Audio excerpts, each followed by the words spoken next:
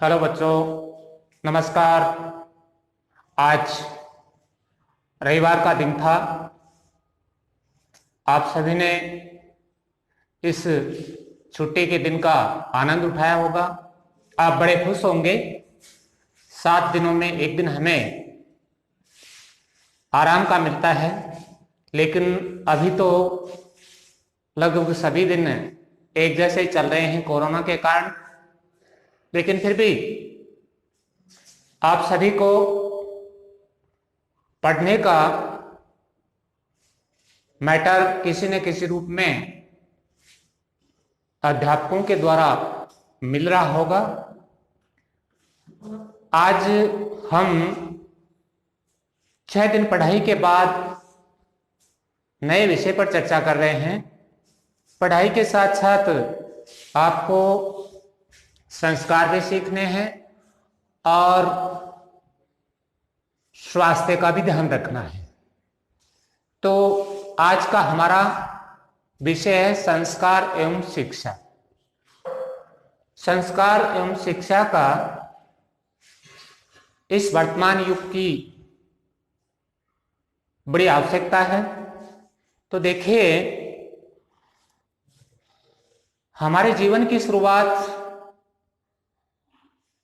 की प्रारंभिक अवस्था बचपन जिस अवस्था को कहा जाता है, उसमें जो बच्चे होते हैं उन बच्चों को क्या कहा जाता है। देखिए, बच्चे क्या होते हैं, परिवार के लिए बच्चे क्या करते हैं, किलकारियां। बच्चे परिवार की किलकारी होती हैं, समाज की शोभा होती हैं और देश के भावी नागरिक होते हैं। कहने का मतलब यह है, आने वाला युग, आने वाला जमाना इन्हीं बच्चों का होगा। आप इस देश के कर्णधार हैं। लेकिन ये वास्तविकता है, ऐसा माना भी जाता है कि एक बच्चे का वास्तविक जीवन का निर्माण करना 100 विद्यालयों के निर्माण करने से कहीं ज्यादा महत्वपूर्ण है, या कहीं ज्यादा कठिन कार्य है। बच्चे के निर्माण से कठिन कोई कार्य नहीं होता। एक व्यक्ति जब, जैसे मैंने इसमें कुछ बातें लिखी हैं, एक व्यक्ति प्रदेश का सीएम, मुख्यमंत्री होकर प्रदेश का अच्छी तरह से संचालन कर सकता है। देश का प्रधानमंत्री देश का अच्छी तरह से संचालन कर सकता है। और इसके साथ साथ देश का राष्ट्रपति है, वो भी अपने नियमों के तहत, अपने अधिकारों के तहत एक देश का बहुत सुंदर संचालन कर सकता है। लेकिन इन सभी के लिए यदि एक बच्चे का, जिसमें क्या गुण होना चाहिए, बच्चा शिक्षित हो, सभ्य हो, शालीन हो और एक अच्छा नागरिक बने, ये तैयार करना उन सब के लिए बड़ी चुनौती होगी और बड़ा कठिन भी होगा। अब हम थोड़ी सी तुलना करते हैं हमारे प्राचीन भारत के, वर्तमान भारत के, पुरातन भारत के, आदतन भारत के, अतीत के भारत की और आज के भारत की। क्या अंतर है देखो। और यही अंतर को यदि हम मिटा दें तो भारत का आने वाला काल है वो स्वर्णिम काल होगा। आने वाली सदी है वो भारत की होगी। इसे स्वीकार करना होगा। कैसे? अतीत का जो भारत था उसमें सबसे ज्यादा महत्व था संस्कारों का। अतीत के भारत में, प्राचीन भारत में, पुरातन भारत में सबसे ज्यादा महत्व संस्कारों का था।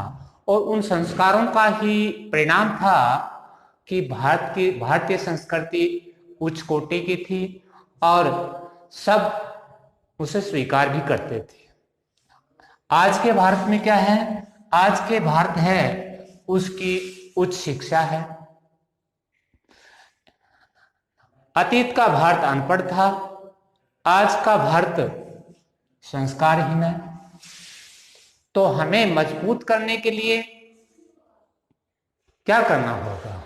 हम अतीत को बदल नहीं सकते, अतीत को अब वापस नहीं ला सकते, और वर्तमान की हम भर्त्सना नहीं कर सकते, वर्तमान की हम आलोचना नहीं कर सकते। तो हमें क्या करना होगा?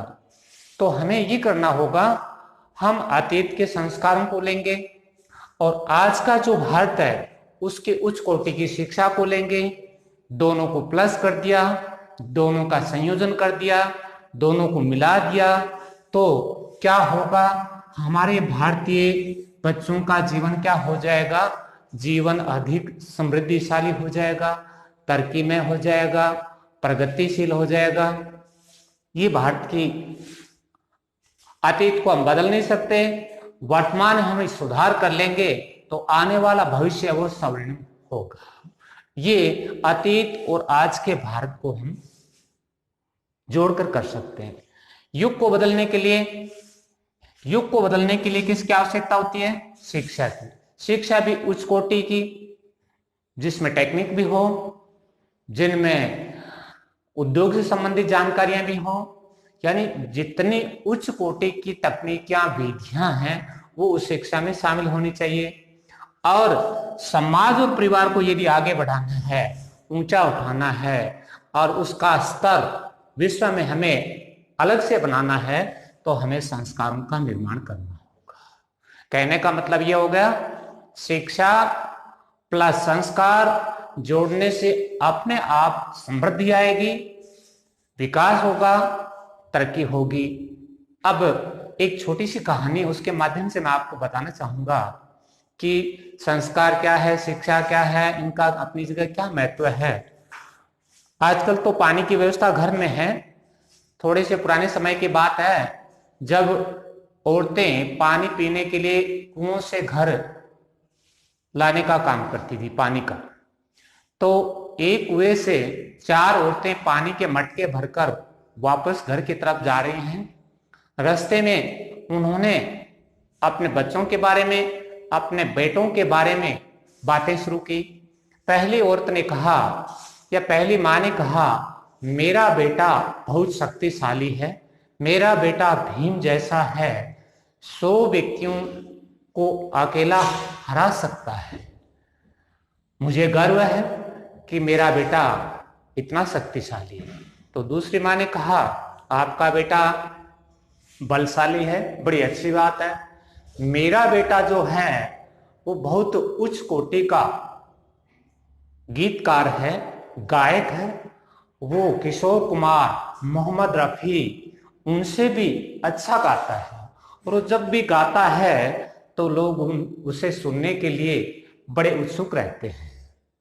तीसरी माँ ने कहा, पहली माँ का बेटा बलशाली है, दूसरी माँ का बेटा गायकार है, तीसरी माँ ने कहा, मेरा जो बेटा है वो बहुत बड़ा विद्वान है, वो भारत के जो महान विद्वान कालिदास है, माघ है, यानी बहुत बड़े बड़े विद्वान हैं, उन विद्वानों से बढ़कर है।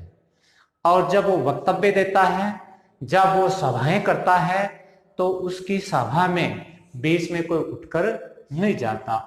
इतना उसका संप्रेषण अच्छा है, इतनी उसकी अभिव्यक्ति अच्छी है। इतने में क्या हुआ, वो गुजर रहे थे कि एक बस आकर रुकती है। उस बस में से एक लड़का उतरता है। उस लड़के ने उतरते देखा कि मेरी माँ है, वो सिर पर पानी का मटका ले रखा है। वो तुरंत अपनी माँ के पास जाता है, दौड़कर चरण स्पर्श करता है, प्रणाम करता है और अपनी माँ से उस मटके को लेकर स्वयं लेकर आगे बढ़ता है। तो उस माँ ने कहा, मेरा बच्चा बलशाली नहीं है, एक अच्छा गायकार नहीं है, एक अच्छा विद्वान नहीं है, एक अच्छा धनवान नहीं है, लेकिन मेरा बच्चा, मेरा बेटा श्रवण जैसा संस्कारवान है। ये बातें हो रही थी तो उनके साथ एक बूढ़ी औरत जो उम्र में उनसे बड़ी थी, वो उन सब की बातें सुन रही थी। उसने कहा, यदि मुझसे कोई पूछे तो मैं तो यही बताऊंगा, भले ही आपके सबके बेटे अच्छे हों, आप सभी को अपने पुत्र हैं वो मुबारक हों, लेकिन मेरी दृष्टि से या मुझे जब कोई पूछेगा तो मैं तो सबसे अच्छा पुत्र इस श्रवण जैसे संस्कारवान बच्चे को ही बताऊंगा। कहने का मतलब यह है, शिक्षा अपनी जगह है, संस्कार अपनी जगह है, लेकिन व्यक्तित्व निर्माण में संस्कारों का बहुत ज्यादा महत्व है। इसका परिणाम क्या है, ये देखिए, मैंने थोड़ी सी 2-4 बातें लिखी हैं। आज जब भी किसी देश में बड़ी बड़ी कंपनियां, बड़े बड़े जो धनवान अमीर आदमी हैं, उन्हें अपने निजी सहायक, निजी कार्य के लिए व्यक्तियों की जरूरत पड़ती है, तो वो इंटरव्यू कराते हैं और उन इंटरव्यू में सभी देशों के लड़के भाग लेते हैं। लेकिन यह हमारा सौभाग्य है भारत देश का कि उसमें आगे हमारे देश के बच्चे निकलते हैं। इसका उदाहरण साफ है कि अमेरिका का जो सबसे बड़ा धनी, अमेरिका का ही क्यों, विश्व स्तर पर धनी माना जाता है बिल गेट्स को, जो माइक्रोसॉफ्ट का बहुत बड़ा प्रोडक्टर है, उसको जब अपने लिए निजी सहायक की आवश्यकता थी तो उसने सबसे पहले भारतीयों को चुना। अब क्यों चुना, इसके पीछे कारण था, भारतीय हैं वो बड़े टैलेंटेड विद्वान होते हैं, संस्कारवान होते हैं। इन दोनों गुणों का एक साथ होने के कारण अब बिल गेट्स ने भारतीय लड़के को चुना। ठीक इसी प्रकार एप्पल कंपनी, जिसके मोबाइल पूरे विश्व में प्रसिद्ध हैं, आज भारतीयों के संस्कार, शिक्षा और उनके व्यवहार के कारण उसका सीईओ वो भी भारतीय है। कहने का मतलब यह है कि शिक्षा अच्छी है और संस्कार भी हैं, तो हर देश में ऐसे व्यक्ति, ऐसे विद्यार्थियों की, ऐसे लड़कों की आवश्यकता रहती है। अब जो जमाना बदल रहा है, युग बदल रहा है, वो बहुत तीव्र गति से बदल रहा है। पिछले 25 वर्षों में प्रत्येक देश ने असीमित प्रगति की है और उसमें भारत भी है। भारत ने पढ़ाई, उच्च कोटि की पढ़ाई के साथ साथ धरातल से चंद्रमा तल तक पहुंचने में भी सफलता प्राप्त कर ली। आज ये विकास की होड़ बहुत ज्यादा हो रही है, इसकी बड़ी प्रतिस्पर्धा भी हो रही है, होनी भी चाहिए, ये आज की मांग है। शिक्षा के साथ, संस्कार के साथ, स्वास्थ्य के साथ यदि ये चीजें हों तो निश्चित रूप से वो हम सबके लिए सौभाग्य की बात है। अब देखिए, आज हमने चर्चा की है संस्कार और शिक्षा, इन दोनों के बारे में मैंने आपको कुछ बताया। ये अतीत का और प्राचीन भारत का क्या अंतर था, किस प्रकार इन दोनों के मिलने से आने वाला भविष्य बहुत सुंदर होगा। कहने का मतलब यह है, अगर जुड़ता है तो निश्चित रूप से उनका मान घटता है, और यदि कमी होती है तो उस चीज का मान घटता है। यहां दो चीजें जुड़ी, शिक्षा और संस्कार, जिसके परिणाम बहुत अच्छे आ रहे हैं। तो मैं तो यही कहना चाहूंगा, आप सभी को मैं 2 पंक्तियां समर्पित करना चाहता हूं। वो पंक्तियां हैं, नजर बदलो नजारे बदल जाएंगे, सोच बदलो सितारे बदल जाएंगे, माँ बाप सुधरो बच्चे संस्कारवान हो जाएंगे, गुरु ज्ञान दो भारत बदल जाएगा, भारत ज्ञानी बन जाएगा। यदि हम इन बातों का ध्यान देंगे तो निश्चित रूप से मेरा भारत एक विकसित राष्ट्र की श्रेणी में बहुत जल्दी आ जाएगा, और हमारे बच्चे, लड़के हैं, वो प्रतिभा के धनी बन जाएंगे। यही मैं आशा रखता हूं और ये कहना चाहता हूं, संस्कार और शिक्षा का संयोजन आवश्यक है और बड़ा महत्व है दोनों का। आप भी इस चीज को या इस विषय पर विशेष ध्यान देंगे और इन चीजों को ग्रहण करेंगे। आज का जो हमारा टॉपिक है, मैं अब यही बंद करता हूं। आप सभी को बहुत बहुत धन्यवाद।